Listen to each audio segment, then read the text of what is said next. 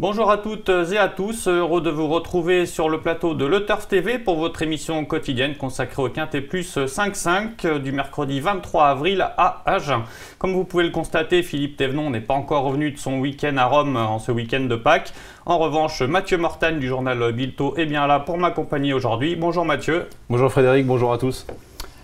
Donc rendez-vous à Agen ce mercredi, c'est la 4e étape du GNT Paris Turf qui nous intéresse. Ils seront 18 au départ avec 3 échelons de départ justement, 2625 mètres pour les concurrents du premier poteau.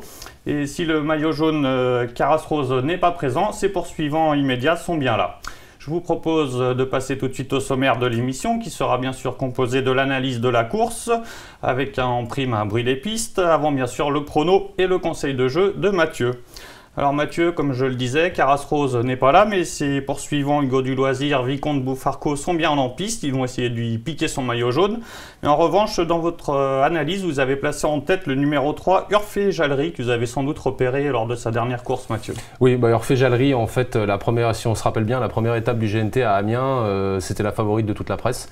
La jument n'avait pas trop fait sa course, Damien Beaune avait été devant, elle avait penché sous l'effort pour finir, ils avaient mis ça sur le compte d'un manque de préparation encore.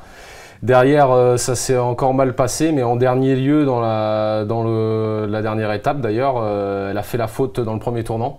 Et après, elle a laissé d'énormes regrets, la jument. Donc, on sent que Damien Beaune, en descendant du sulky, a dit c'est dommage, j'ai tapé dans la roue d'un concurrent dans le premier tournant. Et après, elle a montré que voilà, la jument était revenue au top. Donc vu que c'est...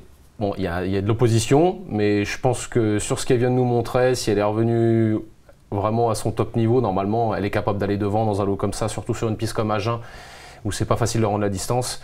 Je crois qu'il va falloir être fort pour la battre, quoi. D'accord. En plus, on peut remarquer dans ses statistiques qu'elle aime bien le sud-ouest. Elle ne connaît pas Agen, mais dans le sud-ouest, elle aime le problème, je ne sais pas si on peut dire que c'est un problème, mais c'est une jument qui va quasiment qu'à droite. Donc, le sud-ouest, c'est la terre des cordes à droite. Donc, vous êtes fatalement obligé de beaucoup courir là-bas quand vous avez un cheval qui tourne qu'à droite, quoi. D'accord. Donc, ça sera sans doute tout ou rien pour Urfé Jallery. Si ça se passe bien ce coup-là, elle peut mettre tout le monde d'accord. Je pense. En deuxième position, vous avez placé le 10 Hugo du Loisir qui vient de gagner l'étape de Saint-Galmier. C'était sur ses terres. Hugo du Loisir qui peut répéter. C'est un très bon cheval. Voilà. Le jour, j'étais très confiant. Je le voyais gagner d'ailleurs. Donc il l'a bien fait. Il a pris les choses en main. Bon, il bénéficie de la faute de Titi Quick dans le dernier tournant. Mais il s'est vraiment bien relancé pour finir. C'est un vrai droitier lui aussi. Il a couru une fois sur le parcours, il a gagné. Maintenant, je lui dis, c'est un cheval de grande tenue qui manque peut-être un peu de vitesse. Donc Agen, certes, il a gagné sur cette piste, mais c'est peut-être pas un tracé de piste qui l'avantage vraiment. Mais vu sa forme actuelle et il part en tête, c'est pareil, c'est un très bon point d'appui, quoi. D'accord. Et en troisième position, vous avez retenu le 11 Vicomte Boufarco qui a lui gagné la première étape, c'était à Amiens. Oui, il a la limite du recul. On a clairement préparé cette épreuve-là. Voilà, cette fois, il avait gagné déféré les postérieurs à Amiens. Cette fois, il sera déféré les 4 pieds. Voilà, c'est limite du recul, bon droitier, cheval pratique, c'est pareil, c'est très bien aussi. Donc on va avoir une lutte avec Hugo du Loisir, Vicomte Boufarco pour éventuellement prendre la tête du classement général. Vicomte je crois qu'il avait couru caché, il avait été derrière le cheval de tête, il n'est pas plus mal à courir caché, donc à la limite ça va l'avantager s'il y a Hugo du Loisir ou Urfé Jallery qui font du train pour lui, donc c'est pas un souci. C'est les roues et venir régler tout le monde. Ouais. Alors ensuite, en quatrième position, vous avez retenu le 9 Trophée de Jabba. Ça va être notre bruit des pistes. C'est pas Jean-Michel Bazir qui sera au sulky, c'est Alexandra Brivard. Mais Jean-Michel Bazir est très confiant puisqu'il nous a confié le cheval est en forme, ascendante. Sa dernière course est très bonne et au travail, il est parfait. Confirmation attendue. C'est clair. C'est logique. L'autre jour, deuxième de Hugo du Loisir à Saint-Galmier en faisant une petite rentrée. Bien engagé en tête sur la montante. Si on voit une première chance à Hugo du Loisir, Trophée de Jabba, fatalement, il est obligé d'être en vue, quoi. L'autre jour, c'était vraiment très bien. Il a déclenché les hostilités d'assez loin dans la ligne d'en face. Il est venu attaquer Hugo du Loisir qui lui a bien répondu, mais voilà, il a très très bien soutenu son effort. Sachant qu'il manquait d'un parcours, oui, c'est très très bien. C'est un cheval qui n'est pas toujours sage, mais normalement, s'il ne bouge pas d'une oreille, il va être dans le quintet. D'accord, donc on a vu, vous avez privilégié le premier poteau, vous nous expliquez pourquoi. hein, c'est pas facile. C'est vraiment une petite piste à Agen. La distance à Agen, faut venir au bon moment, à mon avis, c'est ça le truc. Mais si vous attendez un petit peu de trop, ça risque d'être compliqué, quoi. Et en 5e position, vous avez quand même retenu le 17 Reine-Hélène.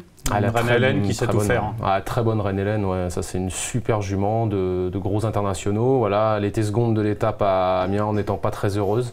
Voilà, Pierre Lévesque s'entend très bien avec elle. Voilà, elle est certes à 25 mètres, mais si c'est sur une piste un peu plus sélective, on peut même la mettre un peu plus haut. Donc voilà, c'est une très belle chance aussi. D'accord. Je vais juste vous demander un petit mot sur les 3 suivants de votre pronostic. Le 7 Tischendorf Pad. Oui, Mathieu Abrivard fait le déplacement, il défère des antérieurs, le cheval s'élance en tête. Voilà, maintenant, corde à droite, faut voir, mais c'est un cheval c'est une très bonne possibilité pour les places. Hein. D'accord, le 5 Royal de Vège. Alors, le Vège, c'est le petit truc marrant, il vient de marcher 14 sur le parcours en rendant la distance. Certes, c'était un peu moins relevé, mais il rendait 25 mètres à des chevaux comme Vivaldo Bello en dernier lieu.